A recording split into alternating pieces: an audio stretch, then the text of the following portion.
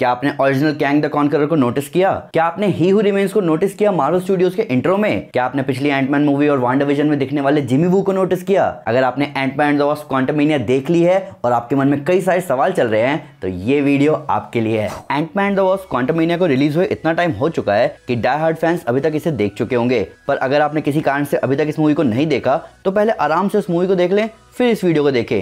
Video कहीं जा नहीं रही तो अपना कैंग द कॉन्करर हमारे सामने आ चुका है और उसकी दहशत अब हमें समझ आ रही है। प्लस स्कॉट और उसके ससुराल वालों का एडवेंचर मार्वल सिनेमैटिक यूनिवर्स के फ्यूचर के लिए कितना इंपॉर्टेंट है ये तो हम इस मूवी से समझ ही गए, पर इस मूवी से जुड़े कई सारे ऐसे डिटेल्स हैं जो आप फैंस के लिए किसी ट्रीट से कम नहीं है। तो दोस्तों मैं हूं सिन्हा और आज मैं आपको टॉप 10 डिटेल्स बताने वाला हूं एंटमैन द वास्प क्वांटममेनिया के। तो स्पॉयलर्स का ध्यान रखते हुए, सही में स्पॉयलर्स का ध्यान रखे, मजाक नहीं कर रहे, वीडियो इतनी लेट इसलिए मैं बना रहा हूं। तो स्पॉयलर्स का ध्यान रखते हुए चलिए शुरू करते हैं। मूवी के ज़्यादातर इवेंट्स क्वांटम रियल में होने की वजह से ऐसा पहली बार हुआ कि मूवी में कैसी की मां मैगी और उसके हस्बैंड पैक्सटन नहीं थे, प्लस स्कॉट के तीनों दोस्त भी नहीं थे। हालांकि सीजीआई कैरेक्टर वेब को आवाज़ दी डेविड डेस्टमेल्चियन ने, जिनके छेद से भरे जोक्स ने हमें बहुत हंसाया। हालांकि मूवी में रैंडल पार्क का कैरेक्टर जिमी वू शुरू के हैप्पी मोन्टाज में थे, जहां स्कॉट उसके साथ बिल पे करने के लिए अपना क्रेडिट कार्ड वैसे ही निकालता है जैसे उसने पिछली एंटमैन मूवी में निकाला था। जेनेट की क्वांटम रियल्म के एडवेंचर की स्टोरी लाइन ली गई है 2012 की एवेंजर्स कॉमिक बुक से, जहां 2008 की सीक्रेट इन्वेजन स्टोरी लाइन के दौरान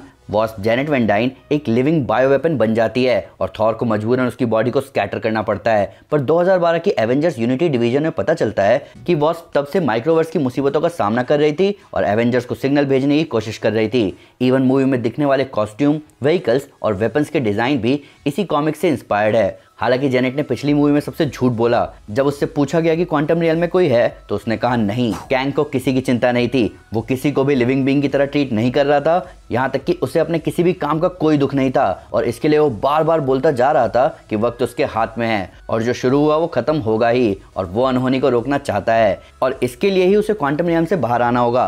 अब सच्चाई ये है कि ये कैंग ही वो कैंग है जो कि सारे कैंग वेरिएंट्स को हराकर इनकर्जन्स और ढेर सारी तबाही रोकना चाहता है। इनकर्जन और यहाँ तक कि कैंग के वेरिएंट्स के आने के बारे में हम एमसीयू में पहली बार नहीं सुन रहे। इनकर्जन हिंट हो चुका है doctor strange in the multiverse of madness में। बेसिकली इनकर्जन के दौरान मल्टीवर्स श्रिंक होने लगता है, जिसकी वजह से एक यूनिवर्स दूसरे यूनिवर्स से टकराने लगते हैं, जिसमें या तो दोनों यूनिवर्स तबाह हो जाएंगे या कोई एक। ये इवेंट कॉमिक्स में जोनाथन हिकमैन की एवेंजर्स और न्यू एवेंजर्स रन के दौरान हुआ था, जो कि सीधे सीधे फैंस को ले गया 2015 की सीक्रेट वॉर्स कॉमिक की तरफ। इस हिसाब से कहा जा रहा है कि 2026 की मूवी एवेंजर्स सीक्रेट वॉर्स भी इसी कॉमिक्स के इवेंट्स को यूज करेगी। बात करें कैंग वेरिएंट्स के आने की तो ही हू रिमेन्स ऑलरेडी लोकी और सिल्वी को बताता है कि उसे मारा तो उसके कई सारे इविल वेरिएंट्स आ जाएंगे जिन्हें रोकना उनके लिए बहुत मुश्किल होगा। अब यही सेम बात लोकी टीवीए में वापस आकर मोबियस और हंटर B-15 को बोलता है कि कैंग के कई सारे डेंजरस वेरिएंट्स आ रहे हैं और उन्हें तैयारी करनी होगी। पर तब भी इस मूवी में कैंग का हारना थोड़ा और लेजेंडरी दिखाया जा सकता था। जोनाथन मेजर्स ने कैंग की चिंता, उसकी ब्रूटैलिटी और उसका केयरलेस नेचर बहुत अच्छे से पोर्ट्रे किया है और उनकी आगे की परफॉर्मेंस के लिए हम फैंस बहुत एक्साइटेड हैं। इन सब के ऊपर कैंग रवोना के लिए सब कर रहा है, ये उसके दुखी चेहरे पर कहीं ना कहीं दिख रहा है, पर अभी कोई श्योरिटी नहीं है। केसी लैंग मूवी में हमें पहली बार वैसे ही दिखती है जैसे हमने उसके पिता स्कॉट को देखा था। स्कॉट लैंग हमें सबसे पहले जेल में दिखा था, जो कि वहां था विस्टा कॉर्प को हैक करने की वजह से। टेक्निकली वो लोगों की मदद कर रहा था क्योंकि विस्टा कॉर्प जानबूझकर अपने कस्टमर्स को ओवरचार्ज कर रहे थे। दूसरी तरफ कैसी ब्लिप में जिन लोगों ने अपना घर खोया उन्हें सेटलमेंट दिलवाने के लिए प्रोटेस्ट कर रही थी, जिसके लिए उसे जेल हुई। Technically Wasp, Hope van Dyne और जेनेट वैन डाइन बहुत ही ज्यादा स्ट्रॉन्ग है। होप और जेनेट दोनों मुसीबत के टाइम तुरंत सूटअप करके अपने आसपास के लोगों को बचाते हैं। इन सब के ऊपर जहां स्कॉट अपने मल्टीपल वर्जन्स पर पकड़ नहीं बना पा रहा था, वहीं वास्प बहुत आराम से उन्हें कंट्रोल कर पाती है। साथ ही साथ जहां स्कॉट के मल्टीपल वर्जन बन रहे थे प्रोबेबिलिटी की वजह से, वही हमें बैस्किन रॉबिन वाला स्कॉट भी दिखा, जो कि अजीब बात है क्योंकि प्रोबेबिलिटी उस टाइम के स्कॉट के हिसाब से होती है, ना कि टाइम में पीछे वाले स्कॉट के हिसाब से। मार्वल सिनेमैटिक यूनिवर्स जैसे जैसे फेज वाइज आगे बढ़ रहा है वैसे वैसे लॉजिकल एक्सप्लेनेशंस को पकड़ कर रखना मुश्किल होता जा रहा है। पहले ही एंटमैन के साथ ऐसे सवाल जुड़े हैं कि जब वो ऑक्सीजन एटम से भी छोटा हो जाता है तो वो सांस कैसे लेता है। वहीं यहाँ हमने देखा कि क्वांटम रियल में कैसी और स्कॉट अपना साइज बड़ा करने पर अपना हेलमेट उतार देते हैं, जो कि पहले पॉसिबल नहीं था। इन सब के ऊपर यहाँ कैसी बड़ा होने के बाद जब छोटी होती है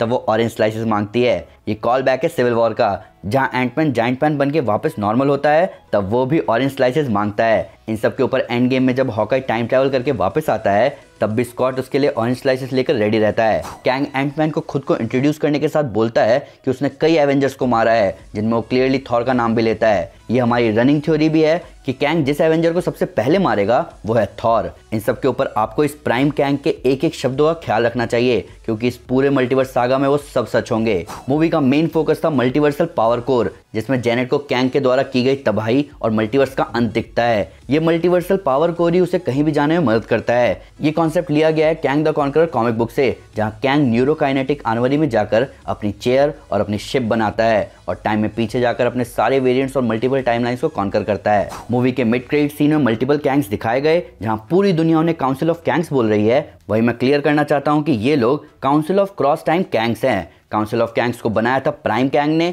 जबकि काउंसिल ऑफ क्रॉस टाइम कैंग्स बनाया गया था मेन कैंग द कॉन्करर को हराने और मल्टीपल रियलिटीज पर अपना कंट्रोल बनाने के लिए। और कॉमिक्स में इसी ऑर्गेनाइजेशन को टेम्पोरल मॉन्स्टर एलायथ खत्म कर देता है ताकि मेन कैंग द कॉन्करर के कंट्रोल में सब कुछ आ सके। ये सेम चीज लोकी के सीजन 1 में भी हमें पता चली, जिसका मतलब ये जो काउंसिल हमें मूवी के मिड क्रेडिट सीन में दिखा है वो है काउंसिल ऑफ क्रॉस टाइम कैंग्स, जिसमें हम इमॉर्टस और रामाटट को नोटिस कर सकते हैं। और जो अरीना का जबरदस्त नजारा हमने नोटिस किया वो लिया गया है एवेंजर्स इशू 292 कॉमिक बुक से। यहाँ दिखने वाला मल्टीवर्स भी सेम था लोकी के सीजन 1 के लास्ट एपिसोड के मल्टीवर्स से। हमें एक और कैंग वेरिएंट यहाँ दिखा रामाटट और इमॉर्टस के साथ, पर उसे हम प्रॉपर्ली फिगर आउट नहीं कर पा रहे कि वो कौन सा कैंग है। रामाटट कैंग का वो पास्ट वर्जन है जो कि टाइम में पीछे आकर इजिप्ट को रूल करता है और फैंटास्टिक फोर और अपोकलिप्स का सामना करता है।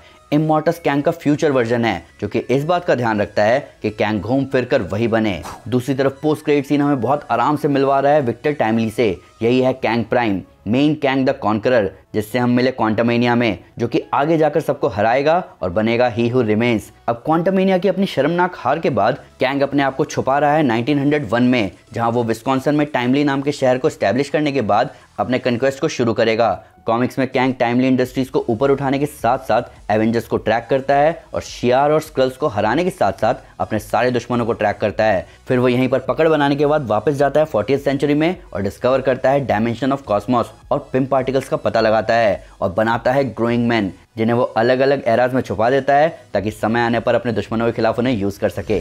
तो दोस्तों ये थे 10 जबरदस्त details Ant Man and the Wasp Quantumania movie के। मैं बार बार कह रहा हूं कि यहाँ बहुत सारी इनकंसिस्टेंसी हो सकती है, पर खोखले हेट के चक्कर में बड़ा मजा मिस मत कर देना। मल्टीवर्स सागा इस मूवी के साथ और इंटरेस्टिंग हो चुका है और अब मैं आने वाले मार्वल प्रोजेक्ट्स का वेट भी नहीं कर सकता। पर फिर भी अगर उससे कोई डिटेल मिस हो गई हो या आपके उसको नया फैक्ट है इस वीडियो से रिलेटेड तो प्लीज़ हमें कमेंट में जरूर बताएं। हमारे सोशल मीडिया हैंडल पर हमारे साथ शेयर करें, हम हर जगह हैं। तो दोस्तों अगर आप सीक्रेट इन्वेजन की पूरी स्टोरी जानना चाहते हैं तो मैं आपको हमारी secret invasion comic series recommend करूंगा। साथ ही साथ अगर आपको वीडियो पसंद आए तो इस वीडियो को लाइक और शेयर जरूर करें। ऐसे कई सारे सुपर कंटेंट के लिए हमारे चैनल को सब्सक्राइब करना ना भूलें। Thank you guys, this is Anshna and you are super super. Piece.